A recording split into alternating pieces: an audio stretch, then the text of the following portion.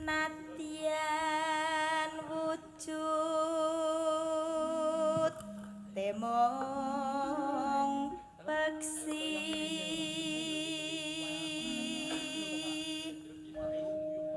malah ketutuke umbe yo ditung ngono. Aku mau pangkur semarangan dialon-alonke ora.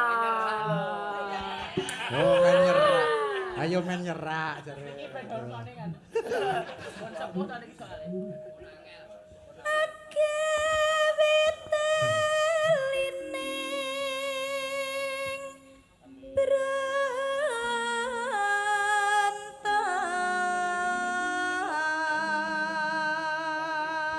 Anggrono sinden anyar atraksi kok nano nani nano. TP-TP.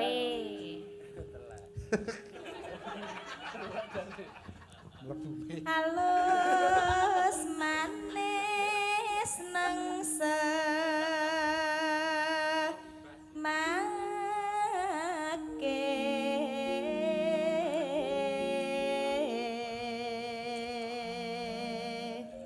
Mbak Umi masih sekolah enggak?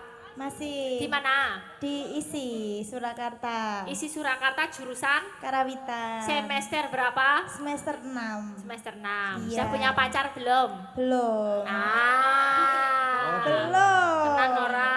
Iya, belum. Rencana kamu pengen cari orang mana? Keinginan? Jogja, Solo, Klaten, Prambanan. Mana aja boleh. Oh, mana aja Mana boleh. aja. Kriteria yang ingin ini mungkin siapa tahu nanti ada yang tertarik. Apa ya?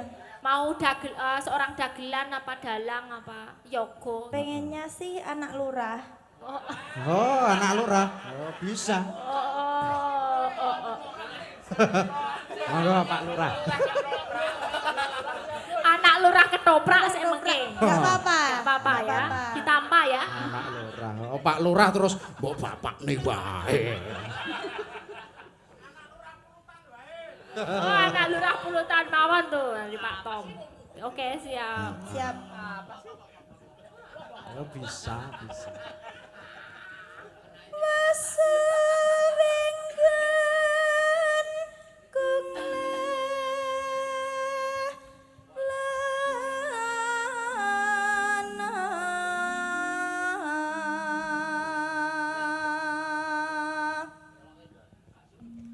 Golek isi podang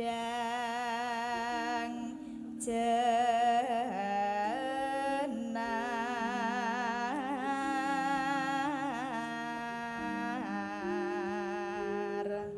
Nek golek pacar wis ora kudu bagus, ora kudu kepiye-piye, yang penting setia. Soalnya cinta itu kadang-kala indahnya hanya di permulaan saja. Setelah itu yang datang hanya bulan-bulan empedu. Aja dirungokke. Lah pripun, Mbak?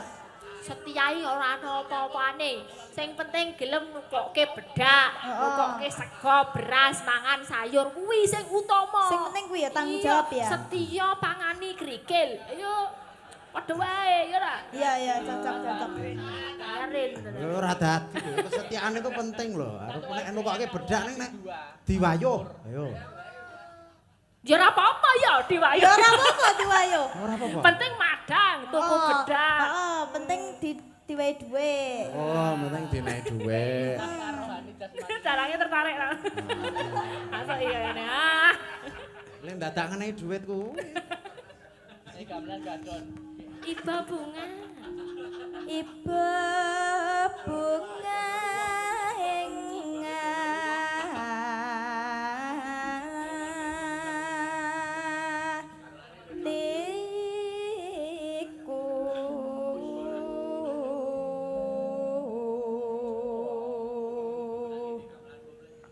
Dadi kusumane. Loh, Kleru ya?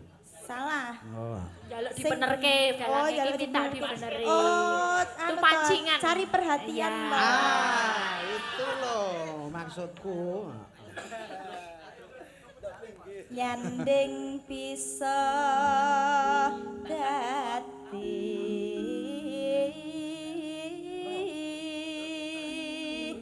tamba